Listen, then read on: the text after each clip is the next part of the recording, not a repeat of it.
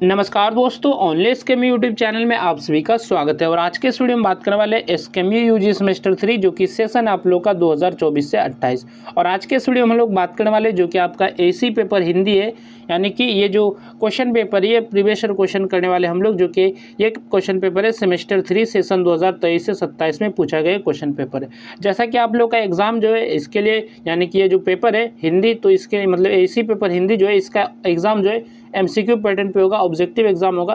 तो इसके लिए आपको प्रीवियस ईयर क्वेश्चन करना काफ़ी जरूरी हो जाता है, क्योंकि आपको पता चल सके कि किस तरह के क्वेश्चन जो पहले पूछे गए थे और आपसे किस तरह के क्वेश्चन आ सकते हैं। तो टोटल इसमें जो आपके 50 क्वेश्चन है और एक क्वेश्चन जो आपका 1 नंबर का है, और जिसमें कि आपको अगर पासिंग मार्क्स लाना है तो पास मार्क्स आपका 20 नंबर है, यानी कि आपको कम से कम पास होने के लिए 20 क्वेश्चन आपको सही करना पड़ेगा। तो ये थे कुछ इंस्ट्रक्शन। इसके बाद हम लोग चलते हैं क्वेश्चन के बारे में। जो पहला जो क्वेश्चन है, पल्लवन का शाब्दिक अर्थ क्या है। पल्लवन जो है तो इसका शाब्दिक अर्थ बताना, इसका क्या मतलब है पल्लवन का। ऑप्शन नंबर को आपका है संक्षेप करना, ऑप्शन को आपका विस्तार करना, ऑप्शन को आपका वर्णन करा, ऑप्शन को आपका हटाना। तो पल्लवन जो होता है किसी भी चीज़ को विस्तार पूर्वक लिखना, विस्तार करना आपका पल्लवन होता है।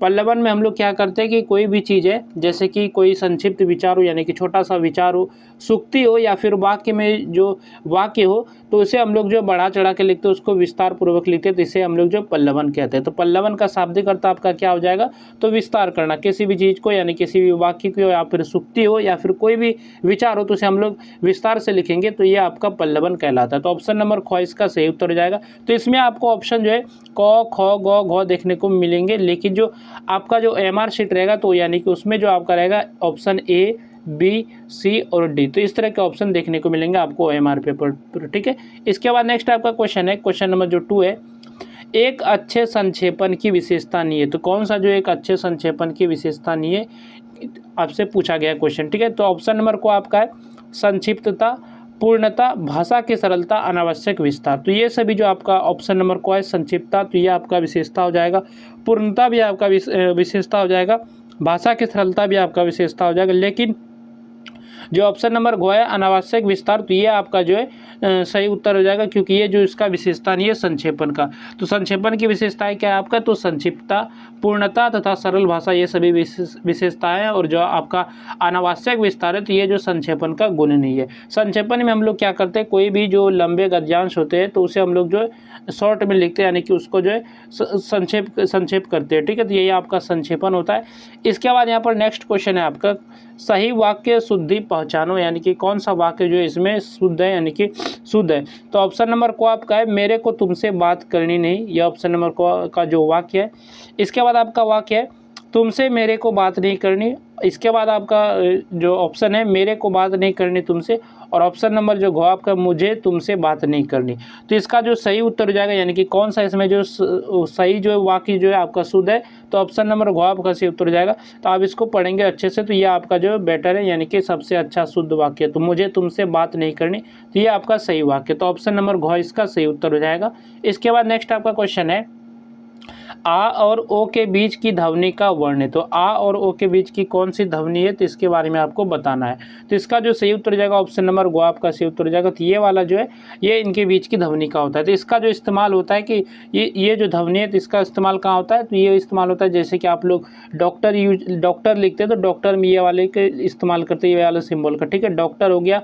या फिर आप कॉफ़ी लिखते हैं तो कॉफ़ी में भी इस सिंबल का यूज करते हैं। या फिर आप कॉलेज लिखते हैं तो इसका हम लोग इस्तेमाल करते हैं। तो आ और ओ के बीच की ध्वनि का वर्ण कौन है, तो ऑप्शन नंबर ग आपका सही उत्तर हो जाएगा। तो ये वाला जो है आपका, ठीक है। तो इसके बाद नेक्स्ट आपका क्वेश्चन है, अग्नि परीक्षा देना का अर्थ है, यानी कि ये जो आपका मुहावरा है अग्नि परीक्षा देना, इसका क्या अर्थ है, क्या मतलब है। बहुत परिश्रम करना, बहुत अधिक परिश्रम करना, या फिर धैर्य दिखाना। इसके बाद नेक्स्ट आपका ऑप्शन है आग में कूद जाना, फिर कठिन परिस्थिति में पड़ना। तो अग्नि परीक्षा देना का जो इस मुहावरे का जो अर्थ है, इस मुहावरे का अर्थ है कि कठिन परिस्थिति में पड़ना, बड़ी ही कठिनाइयों में पड़ना। तो ऑप्शन नंबर घ इसका सही उत्तर हो जाएगा। तो अग्नि परीक्षा देना, तो इस मुहावरे का अर्थ है कि कठिन परिस्थिति में पड़ना या फिर कठिन परीक्षा से गुजरना होता है। तो इसलिए ऑप्शन नंबर घ इसका सही उत्तर हो जाएगा। इसके बाद आपका जो क्वेश्चन है यहाँ पर क्वेश्चन नंबर 6, शुद्ध शब्द है, इनमें से बताना कौन सा जो शब्द है वो शुद्ध है। ऑप्शन को है आपका पुनर्जन्म, ऑप्शन को आपका आर्द्रता, इसके बाद ऑप्शन को आपका सौहार्द और ऑप्शन को आपका श्रृंखला। तो इसका जो सही उत्तर हो जाएगा तो ऑप्शन नंबर जो इसका सही उत्तर हो जाएगा ऑप्शन नंबर ख यानी कि आर्द्रता जो है ये आपका इसमें से शुद्ध शब्द है। ठीक है, तो ये आपका शुद्ध शब्द है क्योंकि और बाकी जो आपके हैं ये सभी का जो वर्तनी जो अशुद्ध है, इसलिए आपका जो सही उत्तर होगा आर्द्रता आपका सही उत्तर हो जाएगा। तो यहाँ पर जो टिक लगाए तो आपको इसको नहीं देखना, जो मैं बता रहा हूँ उसको आप लोग को अच्छे से तैयार करना है। तो इनमें से शुद्ध शब्द कौन सा है, तो आर्द्रता आपका सही उत्तर हो जाएगा ऑप्शन नंबर ख। इसके बाद नेक्स्ट आपका क्वेश्चन है गठरिया शब्द में किस प्रत्यय का उपयोग हुआ है। तो गठरिया जो शब्द है तो इसमें बताना है कि किस प्रत्यय का प्रयोग हुआ है। तो प्रत्यय जो होता है किसी भी शब्द के बाद में लगता है और जो आपका उपसर्ग रहता है उसके पहले लगता है, किसी भी शब्द के पहले। तो यहाँ पर गठरिया है तो लास्ट में आपका रिया लगा हुआ है, तो इनमें से बताना है कि कौन सा प्रत्यय का इस्तेमाल हुआ गया, प्रत्यय का इस्तेमाल किया गया है। ऑप्शन नंबर को आपका रिया, ऑप्शन ख आपका इया और इसके बाद ऑप्शन ग आपका गठरी और ऑप्शन घ आपका ठरिया। तो इसका जो सही जो उत्तर होगा तो ऑप्शन नंबर आपका ख आपका सही उत्तर हो जाएगा।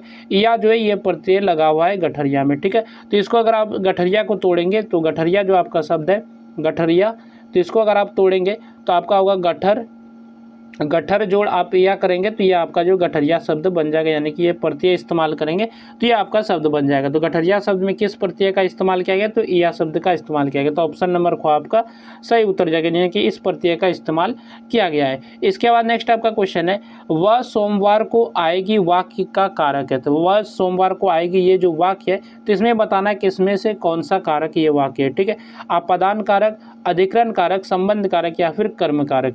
तो इसका जो सही उत्तर हो जाएगा तो ऑप्शन नंबर ख आपका सही उत्तर हो जाएगा। तो ये आपका जो अधिकरण कारक आपका सही उत्तर हो जाएगा। ठीक है, तो वह सोमवार को आएगा तो वाक्य में कौन सा कारक हो जाएगा, तो ये आपका अधिकरण कारक हो जाएगा। तो इस वाक्य में जो सोमवार जो है सोमवार को ये जो समय का बोध कराता है, यानी कि समय को बता रहा है, और हिंदी व्याकरण में हो समय या फिर स्थान का बोध कराने वाले पद को जो हम लोग अधिकरण कारक के अंतर्गत मानते हैं, यानी कि जो भी समय का बोध कराए या फिर स्थान के बारे में बताए तो हम लोग अधिकरण कारक कहते हैं। ठीक है, तो ऑप्शन ख इसका सही उत्तर जाएगा अधिकरण कारक। ठीक है, इसके बाद नेक्स्ट आपका क्वेश्चन है निर्जीव शब्द किस उपसर्ग का प्रयोग हुआ है। तो निर्जीव जो आपका शब्द है इसमें बताना है कि कौन सा उपसर्ग का इस्तेमाल किया गया है। तो जैसा कि मैंने बोला कि कोई भी शब्द हो अगर आप इसके बाद में कुछ जोड़ते हैं तो ये प्रत्यय कहलाता है, और अगर आप शब्द के पहले जोड़ेंगे तो यह जो आपका उपसर्ग कहलाएगा। तो इसमें बताना है कि कौन सा उपसर्ग का इस्तेमाल किया गया है। तो इसका जो सही उत्तर हो जाएगा तो ऑप्शन नंबर क आपका सही उत्तर हो जाएगा। तो निर्जीव में किस उपसर्ग का इस्तेमाल किया गया, तो नीर का इस्तेमाल किया गया। तो नीर और नीर प्लस जो आप जीव करेंगे, नीर प्लस जीव तो आपका निर्जीव बन जाएगा। तो इसमें किस उपसर्ग का इस्तेमाल किया गया, तो नीर का इस्तेमाल किया गया। तो ऑप्शन नंबर को आपका सही उत्तर हो जाएगा। इसके बाद नेक्स्ट आपका क्वेश्चन है आगे नाथ ना पीछे पगहा का अर्थ है। तो ये जो आपका मुहावरा है आगे नाथ ना पीछे पगहा, तो इसका आपको अर्थ बताना है। पूर्ण स्वतंत्र, अपने मन की कहना, बंधित रहित होना, इधर उधर भागना। तो आगे नत न पीछे पगा, तो इसका जो अर्थ है यानी कि इसका जो मतलब है वो है बंधन रहित होना। तो इसका ऑप्शन नंबर ग आपका सही उत्तर हो जाएगा बंधन रहित होना। तो आगे नाथ ना पीछे पगा जो मुहावरे का अर्थ है कि किसी प्रकार का बंधन या रोक टोक ना होना, अर्थात जो बंधन रहित होना। तो ये आपका जो आगे नाथ ना पीछे पगा का अर्थ है। इसके बाद नेक्स्ट आपका क्वेश्चन है हिंदी वर्णमाला में व्यंजनों की संख्या कितनी है। तो हिंदी वर्णमाला में आपको व्यंजनों की संख्या बतानी है। तो ऑप्शन को आपका 34, ऑप्शन को 35, 33, 32। तो हिंदी वर्णमाला में जो व्यंजनों की संख्या होती है वो 33 होती है। तो ऑप्शन नंबर ग इसका सही उत्तर जाएगा 33। इसके बाद नेक्स्ट आपका क्वेश्चन है विचारात्मक संक्षेपण में किसे संक्षेपित किया जाता है। तो जो भी विचारात्मक संक्षेपण होते हैं किससे संक्षिप्त किया जाता है, किसे हम लोग शॉर्ट में लिखते हैं, केवल तथ्यों को, केवल घटनाओं को, या फिर लेखक के विचारों और दृष्टिकोण को, या फिर संख्याओं को। तो इसका जो सही उत्तर होगा तो ऑप्शन नंबर ग आपका सही उत्तर जाएगा लेखक के विचारों और दृष्टिकोण का जो हम लोग जो है संक्षिप्त रूप जो प्रस्तुत करते हैं विचारात्मक संक्षेपण में। ठीक है, तो ऑप्शन ग इसका सही उत्तर होगा। इसके बाद नेक्स्ट आपका क्वेश्चन है किसी सूत्र वाक्य के गर्भ में छिपे भाव को पूरी तरह से व्यक्त करने की प्रक्रिया क्या कहलाती है। संक्षेपण, पल्लवन, अनुवाद, टिप्पणी। तो इसका सही उत्तर हो जाएगा ऑप्शन नंबर आपका जो है ख यानी कि पल्लवन।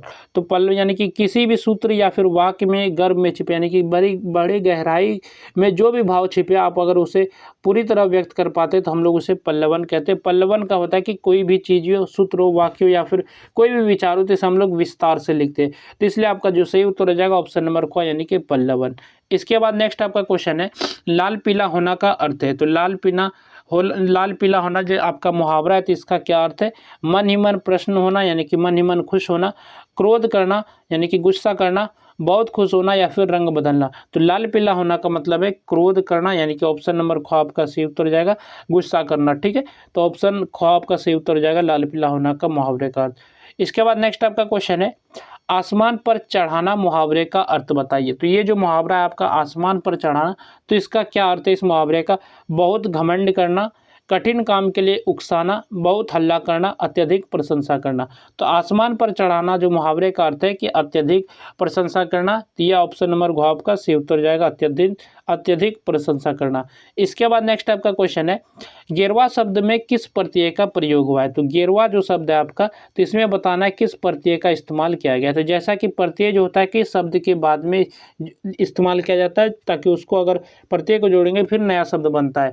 तो इसमें जो है आ का यानी कि ये जो आपका ऑप्शन नंबर जो क है तो इसका इस्तेमाल किया गया है, ये जो है आपका। ठीक है, ये आपका सही उत्तर हो जाएगा, इस प्रत्यय का इस्तेमाल किया गया। जैसे कि गेरवा यहाँ पर शब्द है, तो गेरवा को अगर हम लोग तोड़ेंगे तो ये गेरवा को अगर तोड़ेंगे तो ये आपका आएगा गेरू प्लस जो है आएगा यानी कि आ के जगह पे आप जो इसको जो लिख सकते हैं हर्षो और आकर। ठीक है, तो हर्षो और आकर ये ऑप्शन नंबर को आपका सही उत्तर हो जाएगा। तो इसमें किस प्रत्यय का इस्तेमाल किया गया? तो ऑप्शन नंबर को है जो आपका हुआ, तो इसका इस्तेमाल किया गया। और ये जो आपका ऑप्शन नहीं होगा ऑप्शन नंबर को, इसमें जो टिक लगा ये गलत है। तो गिरवा शब्द में किस प्रत्यय का प्रयोग हुआ है? तो ये हुआ यानी कि ऑप्शन नंबर को आपका सही उत्तर हो जाएगा। इसके बाद नेक्स्ट आपका क्वेश्चन है हेमा को घर जाना है वाक्य में कौन सा कारक है? तो यहाँ पर जो वाक्य दिया गया है हेमा को घर जाना है, तो इसमें बताना है कि कौन सा कारक है यानी कि कौन सा कारक है, कर्ता कारक है, कर्म कारक है, संप्रदान कारक है या फिर करण कारक है। तो इसका जो सही उत्तर होगा तो ऑप्शन नंबर गो आपका सही उत्तर हो जाएगा संप्रदान कारक। तो इसमें क्या हो रहा है? तो ये जो आपका को जो आ रहा है यानी कि ये विभक्ति चिन्ह को जो आ रहा है, तो इसमें जो है ये जो है संप्रदान कारक का बता रहा है, इसलिए ऑप्शन नंबर गो इसका सही उत्तर हो जाएगा। ठीक है, इसके बाद नेक्स्ट आपका क्वेश्चन है पल्लवन करते समय किस बात का ध्यान रखना चाहिए? तो जब भी आप पल्लवन करेंगे तो किस बातों का ध्यान रखना चाहिए? पल्लवन में होता है कि किसी भी आप वाक्य को जो है विस्तार पूर्वक लिखते हैं या फिर कोई भी विचार हो तो उसे हम लोग विस्तार पूर्वक लिखते हैं। तो पहला ऑप्शन है मूल भाव को बदलना यानी कि जो भी मूल भाव है तो उसे बदल देंगे। ऑप्शन ख आपका मूल भाव को संक्षिप्त करना, तो ये तो आपका होगा नहीं कि मूल भाव को बदल देंगे, ये भी नहीं होगा। ऑप्शन ख आपका क्या है? मूल भाव को संक्षिप्त करना। संक्षिप्त हम लोग कर नहीं कर रहे हैं, मतलब कि पल्लवन में हम लोग जो विस्तार कर रहे थे, संक्षिप्त मतलब ये शॉर्ट करना, तो शॉर्ट जो हम लोग करने रहे थे, ये आपका ऑप्शन नहीं होगा। ऑप्शन को आपका मूल भाव पर ध्यान देना और उदाहरण देना। इसके बाद आपका घ नंबर जो ऑप्शन है केवल अपनी राय जोड़ना। तो इसका जो सही उत्तर होगा तो ऑप्शन नंबर गो आपका सही उत्तर हो जाएगा, मूल भाव पर ध्यान देना और उदाहरण देना। और जिनकी मतलब कि जो भी मूल भाव है इन पे ध्यान देना अच्छे से, और आप इसमें जो है उदाहरण जोड़ सकते हैं पल्लवन करते समय। तो ऑप्शन गो इसका सही उत्तर हो जाएगा, इन बातों का जो है ध्यान रखना चाहिए। इसके बाद नेक्स्ट आपका क्वेश्चन है निम्न शब्दों में से शुद्ध शब्द का चयन कीजिए। तो ये जो शब्द है तो इसमें से बताना है कि आपका कौन सा शब्द जो है आपका शुद्ध है। तो ऑप्शन नंबर क जो आपका शब्द है तो ये आपका शुद्ध है यानी कि ये उज्जवल जो है ये आपका शुद्ध है। ठीक है, इसके बाद बाकी जो आपके ये सभी जो है गलत है। ठीक है, तो ऑप्शन नंबर को आपका यही आपका शुद्ध शब्द है। तो ये जो प्रश्न है ये शब्द शुद्धि से आपका जो है प्रश्न है। इसके बाद नेक्स्ट आपका क्वेश्चन है परलोक शब्द किस उपसर्ग का प्रयोग हुआ है? तो परलोक जो शब्द है इसमें बताना है किस उपसर्ग का प्रयोग हुआ है। तो उपसर्ग जो होता है किसी भी शब्द के पहले आता है, तो जैसे कि ऑप्शन नंबर को आपका प फिर पर है फिर पा और प्र है। तो इसमें जो सही उत्तर होगा तो इसका जो सही उत्तर हो जाएगा तो ऑप्शन नंबर ख यानी कि पर। तो परलोक अगर आप इसको तोड़ेंगे, जैसे कि परलोक शब्द है परलोक है, तो इसको अगर आप जो तोड़ेंगे तो कैसे बनेगा? तो पर प्लस लोक, पर प्लस लोक होगा यानी कि पर जोड़ लोक बनेगा। और पर जो आपका ये उपसर्ग है तो ऑप्शन नंबर ख आपका सही उत्तर जाएगा पर। इसके बाद नेक्स्ट आपका क्वेश्चन है संक्षेपण के गुण क्या है? संक्षेपण का क्या गुण है? तो विस्तार, जटिलता, अस्पष्टता। तो विस्तार तो हम लोग संक्षेपण में करते नहीं, कोई भी चीज़ को हम लोग शॉर्ट में लिखते हैं, संक्षेपित करते हैं, तो ये आपका गुण नहीं होगा। ऑप्शन ख आपका पूर्णता, संक्षिप्तता, भाषा की सरलता। तो ये आपका जो गुण हो जाएगा संक्षेपण का, तो ऑप्शन नंबर ख इसका सही उत्तर हो जाएगा। संक्षेपण का गुण जो होगा पूर्णता, संक्षिप्तता, भाषा की सरलता। इसके बाद नेक्स्ट आपका क्वेश्चन है आंख का अंधा गांठ का पूरा लोकोक्ति का सही अर्थ। तो ये जो लोकोक्ति है आपका आंख का अंधा गांठ का पूरा, तो इसका क्या अर्थ है? अंधा परंतु विवेकशील होना, मूर्ख धनी इसके बाद ऑप्शन ग आपका अंधे के पास धन होना, ऑप्शन घ आपका आँखों का रोना। तो यहाँ पर जो आपका लोकोक्ति है आँख का अंधा गांठ का पूरा, तो इसका जो अर्थ है तो इसका अर्थ है मूर्ख धनी। तो ऑप्शन नंबर ख इसका सही उत्तर हो जाएगा।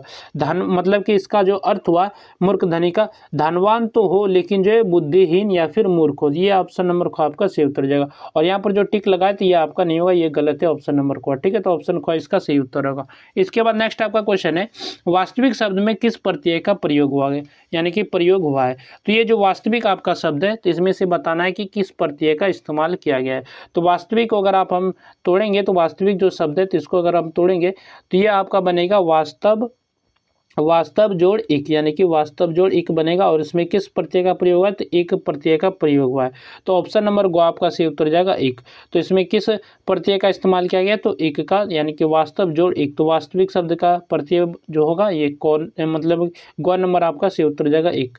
इसके बाद नेक्स्ट आपका क्वेश्चन है हसबे के ब्याह में खुरपी का गीत का अर्थ है। तो ये जो लोकोक्ति है आपका और हसबे के ब्याह में खुरपी का गीत जो है इसका क्या अर्थ है, शादी का गीत गाना, जश्न मनाना, असंगत बातें करना, निचले स्तर का कार्य करना। तो इसका जो सही उत्तर होगा आपका हसबे के ब्याह में खुरपी का गीत, तो इसका अर्थ हो जाएगा आपका असंगत बातें करना। तो ऑप्शन नंबर ग आपका सही उत्तर हो जाएगा, यानी कि कोई भी असंगत या प्रसंग से हटकर बातें करना, तो ये आपका जो है सही उत्तर हो जाएगा ऑप्शन नंबर ग। ठीक है, इसके बाद नेक्स्ट आपका क्वेश्चन है कारक के कितने भेद है। तो कारक के कितने भेद है, तो आपका सही उत्तर हो जाएगा ऑप्शन नंबर ख, यानी कि 8 भेद है। तो कारक के आपके 8 भेद है, तो ऑप्शन नंबर ख आपका सही उत्तर हो जाएगा, कारक के टोटल 8 भेद है। इसके बाद नेक्स्ट आपका क्वेश्चन जो है क्वेश्चन नंबर जो आपका 26 है आयुषी पड़ती है इस वाक्य में कौन सा कारक है। तो ये जो आयुषी पड़ती है तो इसमें बताना है कि कौन सा कारक है, कर्म कारक, अपदान कारक, कर्ता कारक या फिर कर्म कारक। तो इसका जो सही उत्तर होगा तो ऑप्शन नंबर ग आपका सही उत्तर हो जाएगा कर्ता कारक, क्योंकि इस वाक्य में जो आयुषी जो क्रिया कर रही है यानी कि पढ़ रही है, यानी कि इसका जो काम है आयुषी पढ़ती है तो इसका काम है पढ़ना, तो ये आपका क्रिया को बता रही है। तो इसलिए आपका जो हो जाएगा आयुषी पढ़ती है तो इस वाक्य में कौन सा कारक हो जाएगा, तो कर्ता कारक हो जाएगा। इसके बाद नेक्स्ट आपका क्वेश्चन है शुद्ध शब्द है तो इनमें से बताना है कौन सा शब्द जो शुद्ध है, दुरावस्था, निर्लंब, पुरस्कार या फिर अतएव। तो इसका जो सही उत्तर होगा तो ऑप्शन नंबर जो आपका ग आपका सही उत्तर हो जाएगा, पुरस्कार जो शब्द है ये आपका सही है। तो ऑप्शन ग इसका सही उत्तर हो जाएगा पुरस्कार। इसके बाद नेक्स्ट आपका क्वेश्चन है पल्लवन किस शैली में लिखा जाता है, चंपू शैली, गद्य शैली, व्यास शैली, काव्यात्मक शैली। तो पल्लवन जो लिखा जाता है ये आपका व्यास शैली में लिखा जाता है। तो ऑप्शन नंबर ग आपका सही उत्तर हो जाएगा, ऑप्शन नंबर ग। ठीक है, तो ये आपका नहीं होगा गद्य शैली, तो ये गलत है। तो ऑप्शन ग इसका सही उत्तर हो जाएगा। तो पल्लवन में होता है कि किसी भी सूत्र हो या फिर वाक्य या फिर सूक्ति का जो विस्तार पूर्वक जो वर्णन किया जाता है, विस्तार से लिखा जाता है, और इसे हम लोग व्यास शैली के अंतर्गत आता है। तो इसलिए आपका सही उत्तर जाएगा व्यास शैली। इसके बाद नेक्स्ट आपका क्वेश्चन है संक्षिप्तता के कितने अर्थ होते हैं, 2, 3, 4, 5। तो संक्षिप्तता के अर्थ के बारे में आपको बताना है। तो संक्षिप्तता के जो आपके 2 अर्थ होते हैं, मतलब कि 2 होते हैं। कितने अर्थ होते हैं, 2 होते हैं। तो पहला आपका होता है कि जैसे कि कम शब्दों में कहना, और दूसरा आपका होता है अनावश्यक बातों का त्याग करना, यानी कि जो भी अनावश्यक बातें तो उन्हें हम लोग जो छोड़ देते हैं। ये आपका जो है संक्षिप्तता का अर्थ होता है। तो 2 आपका अर्थ होता है, तो ऑप्शन को इसका सही उत्तर हो जाएगा। इसके बाद नेक्स्ट आपका क्वेश्चन है जो कि क्वेश्चन नंबर 30 है वह पत्र लिख रही है वाक्य के रेखांकित अंश में कारक है। तो ये जो आपका वाक्य है तो इसमें बताना है कि कौन सा ये कारक है, कर्म कारक, कर्ता कारक, करण कारक या फिर संप्रदान कारक। तो इसका जो सही उत्तर होगा तो ऑप्शन नंबर जो इसका सही उत्तर होगा ऑप्शन नंबर क, यानी कि कर्म कारक हो जाएगा। ये आपका गलत हो जाएगा कर्ता कारक। तो वह पत्र लिख रही है तो इसमें बताना है कि वाक्य के अंश में कारक कौन सा है। तो पत्र जो है वह वस्तु है जिस पर जो क्रिया यानी कि लिख रही है, यानी कि पत्र जो क्या है वस्तु है जिसपे, और इसी पे जो है प्रभाव पड़ रहा है, यानी कि इस पे प्रभाव पड़ रहा है। तो इसलिए जो आपका कौन सा हो जाएगा, तो ये कर्म कारक हो जाएगा। तो ऑप्शन को इसका सही उत्तर हो जाएगा। इसके बाद नेक्स्ट आपका क्वेश्चन है घुमक्कड़ शब्द में किस प्रत्यय का प्रयोग हुआ है। तो घुमक्कड़ जो आपका शब्द है तो इसमें बताना है किस प्रत्यय का इस्तेमाल किया गया। तो इसका सही उत्तर जाएगा ऑप्शन नंबर ख, यानी कि अक्कड़। तो इस प्रत्यय का इस्तेमाल किया गया। जैसे कि आपका घुमक्कड़ शब्द है तो इसको मैं फिर से लिखना चाहूँ तो घुमक्कड़ को अगर हम लोग तोड़ेंगे तो आपका आएगा घूम प्लस अक्कड़, यानी कि घूम प्लस अक्कड़। तो ये आपका जो है सही उत्तर हो जाएगा ऑप्शन नंबर ख। तो ये आपका ऑप्शन नंबर ख आपका सही उत्तर है। इसके बाद नेक्स्ट आपका क्वेश्चन है सुचारू शब्द किस उपसर्ग का प्रयोग हुआ है। तो जैसे कि सुचारू शब्द है तो इसमें बताना है कि कौन सा जो उपसर्ग प्रयोग हुआ है, और उपसर्ग जो आता है किसी भी शब्द के पहले आता है तो इसका जो अर्थ हो जाएगा, तो यानी कि आंसर जो होगा तो ऑप्शन नंबर आपका सही उत्तर हो जाएगा चारु, तो यानी कि सु प्लस चारु, तो अगर सु प्लस चारु इसको अगर बनाएंगे तो ये आपका जो है सुचारू शब्द बनेगा। और इसमें जो उपसर्ग जो इस्तेमाल किया गया, सु का इस्तेमाल किया गया, तो ऑप्शन नंबर गो आपका सही उत्तर हो जाएगा। इसके बाद नेक्स्ट आपका क्वेश्चन है, तू डाल डाल मैं पात पात का अर्थ है। तो ये जो आपका जो लोकोक्ति है, तू डाल डाल मैं पात पात, तो इसका अर्थ क्या है, दोनों विद्वान, दोनों तत्वज्ञ, दोनों मूर्ख, दोनों चालाक। तो इसका जो अर्थ है, तो इसका अर्थ है कि दोनों चालाक, तो ऑप्शन घ इसका सही उत्तर हो जाएगा। तो यह लोकोक्ति जो आपका है, यहाँ पर क्या लोकोक्ति है, तो तू डाल डाल मैं पात पात, तो ये जो दो ऐसे व्यक्तियों के लिए जो प्रयुक्त होती है, दो ऐसे व्यक्तियों को बताती है जो एक दूसरे से जो अधिक चालाक बनने की कोशिश करते हैं। तो ये दोनों चालाक, ऑप्शन घ इसका सही उत्तर हो जाएगा। इसके बाद नेक्स्ट आपका क्वेश्चन है, टांग अड़ाना का अर्थ है बदनाम करना, बिना कारण लड़ना, टांगों से लड़ना, रुकावट पैदा करना। तो टांग अड़ाना का क्या अर्थ है, ये जो मुहावरा है आपका, तो इसमें का क्या अर्थ है, तो इसका अर्थ है कि आपका जो है रुकावट पैदा करना, तो ऑप्शन घ आपका सही उत्तर जाएगा, रुकावट पैदा करना। किसी भी कार्य यानी कि किसी भी काम में जो है अनावश्यक हस्तक्षेप करना या फिर बाधा या फिर रुकावट पैदा करना। टांग अड़ाना मुहावरे का अर्थ है कि रुकावट पैदा करना। इसके बाद नेक्स्ट आपका क्वेश्चन है, अशुद्ध शब्द है, इनमें से बताना है कौन सा जो शब्द है वो शुद्ध नहीं है यानी कि अशुद्ध है। तो इसका जो सही उत्तर हो जाएगा, तो ऑप्शन नंबर ग यानी कि हितैषी। तो ये जो शब्द है आपका जो है शुद्ध नहीं है। हितैषी को जो है ये आपका औषधि जो है ये आपका सही है, उषा भी सही है, आपका पुरुष भी सही है। हितैषी जो शब्द है ये आपका जो है, इसका जो शुद्ध रूप यही होता है। यहाँ पर थोड़ा सा जो इसमें कन्फ्यूजन है, तो इसका जो सही उत्तर होगा तो यही होगा, हितैषी। ठीक है। इसके बाद नेक्स्ट आपका क्वेश्चन है, निम्न वाक्यों में से शुद्ध वाक्य, तो कौन सा इनमें से बताना है कि शुद्ध वाक्य है। श्री कृष्ण के अनेकों नाम है, श्री कृष्ण के अनेक नाम है, और ऑप्शन गो आपका श्री कृष्ण के अनेक प्रकार के नाम है, और ऑप्शन जो घ आपका श्री कृष्ण के अनेक नाम जो है प्रमुख है। तो इनमें से बताना है कौन सा वाक्य जो है शुद्ध है। तो इसका जो सही उत्तर होगा, तो ऑप्शन नंबर ख आपका सही उत्तर हो जाएगा। श्री कृष्ण के जो अनेक नाम है, तो ये आपका शुद्ध वाक्य, तो ऑप्शन ख इसका सही उत्तर होगा। इसके बाद नेक्स्ट आपका क्वेश्चन है, अमोल शब्द किस उपसर्ग का प्रयोग हुआ है। तो ये अमोल जो शब्द है, तो इसमें किस उपसर्ग का प्रयोग हुआ है। तो अमोल में जो अ प्लस मोल यानी कि ये आपका अमोल बन जाएगा। तो इसमें जो ओ वाले उपसर्ग का इस्तेमाल किया गया, तो आपका जो सही उत्तर हो जाएगा ऑप्शन नंबर ग। ठीक है। इसके बाद नेक्स्ट आपका क्वेश्चन है, आम के आम गुठलियों के दाम का अर्थ।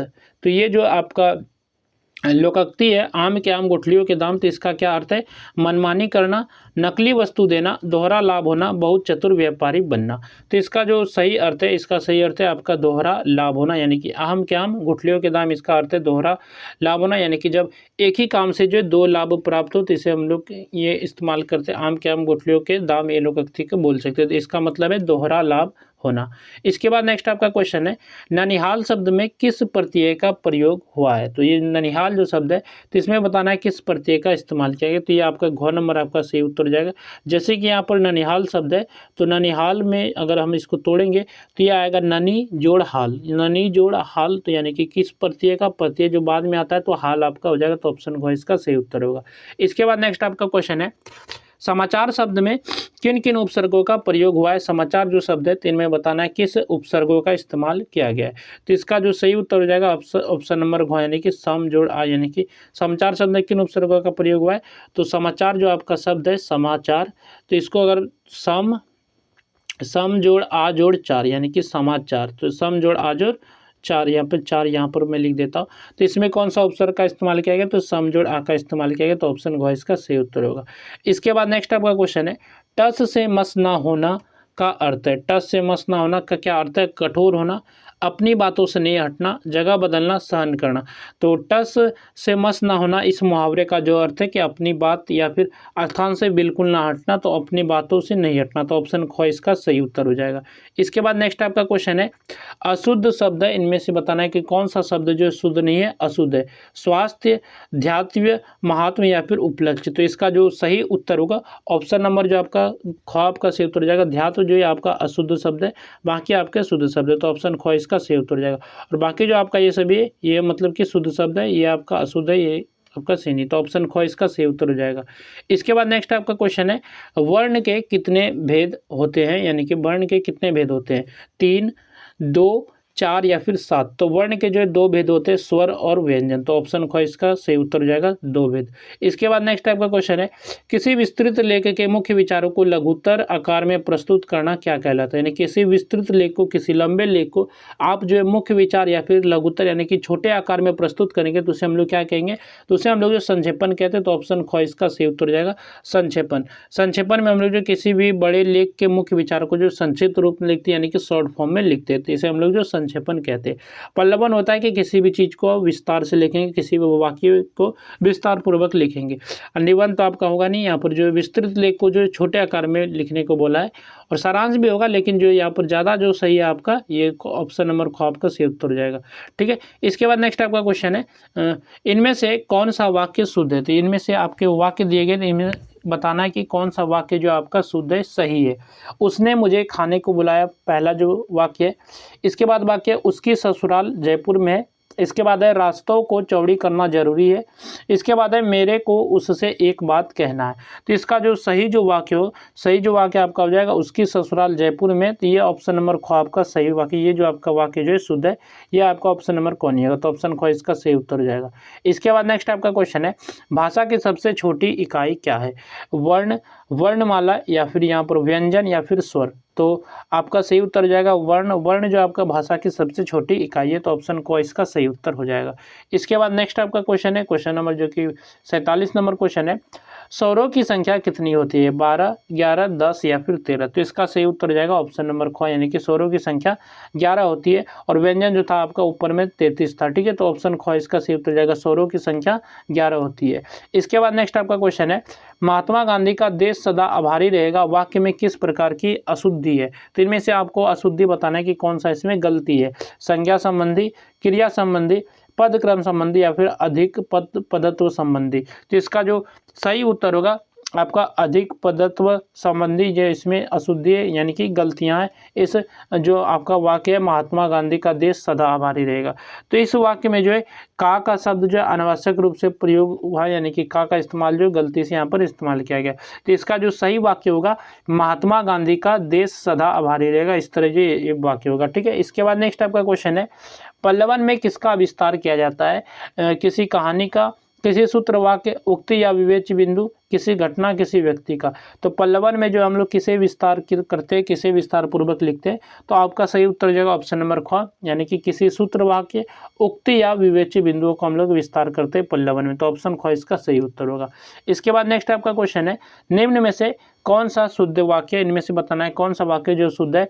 वह कौन को बुला रहा था, वह किसे बुला रहा था, उसने किसे बुला रहा था, उसने कौन को बुलाया। तो इसका जो सही उत्तर होगा, तो ऑप्शन नंबर ख आपका सही उत्तर हो जाएगा। ये जो वाक्य हुआ किसे बुला रहा था, तो ये आपका शुद्ध वाक्य, तो ये ऑप्शन नंबर ख आपका सही उत्तर हो जाएगा। तो यहाँ तक हम लोगों ने जो आपके क्वेश्चन पेपर थे, AC3 हिंदी का पेपर था, AC3 जो कि हिंदी का पेपर था, सेमेस्टर 3 2023 से 27 में पूछा गया क्वेश्चन था। इसके हम लोगों ने आंसर के बारे में बात किया। तो आप लोग जो इसको कम से कम 2 बार वीडियो को देख लीजिएगा, ताकि आपको अच्छे से सभी क्वेश्चन आपको रिवाइज हो जाए। तो चलिए और भी क्वेश्चन देखेंगे हम लोग, लेकिन इस वीडियो में हम लोगों ने बस प्रीवियस ईयर क्वेश्चन के बारे में बात किया, और प्रीवियस ईयर क्वेश्चन आप लोगों के लिए काफ़ी इंपॉर्टेंट है। और इसमें आप देखेंगे तो इसमें जो आपका जो है टोटल आपके जो सिलेबस में है, टोटल 2 यूनिट आपके सिलेबस में, लेकिन इनमें से सभी क्वेश्चन जो यूनिट 1 से ही पूछे गए थे। लेकिन आप लोग जो यूनिट 2 के भी क्वेश्चन को अच्छे से कर लीजिएगा, क्योंकि इसमें यूनिट 2 जो आपका सिलेबस में, उसमें सिर्फ निबंध है, तो इसलिए हो सकता है उससे, मतलब कि निबंध है और इससे हो सकता है उससे ज़्यादा क्वेश्चन नहीं है उसमें, मतलब कि इसमें जो क्वेश्चन पूछा गया तो इसमें आपका जो यूनिट 2 से एक भी प्रश्न देखने को नहीं मिले। सारे जो क्वेश्चन थे यूनिट 1 से क्वेश्चन थे। लेकिन मैं इसके बाद जो आपको यूनिट वाइज जो क्वेश्चन कराऊंगा, तो कम से कम मैं आपको 50 क्वेश्चन यूनिट 2 का करा दूंगा और यूनिट 1 का जो 100 क्वेश्चन करा दूंगा। उसके बाद हम लोग जो प्रैक्टिस सेट के रूप में करेंगे, यानी कि 50-50 क्वेश्चन करके सेट बना के करेंगे। तो चलिए फिर मिलते हैं नेक्स्ट वीडियो में। इस वीडियो में बस इतना ही। आप लोग जो इस वीडियो को कम से कम 2 बार देखिएगा, तो सभी क्वेश्चन जो आपको अच्छे से रिवाइज हो जाएंगे, अच्छे से याद हो जाएंगे। तो चलिए फिर मिलते हैं नेक्स्ट वीडियो में। इस वीडियो में बस इतना ही।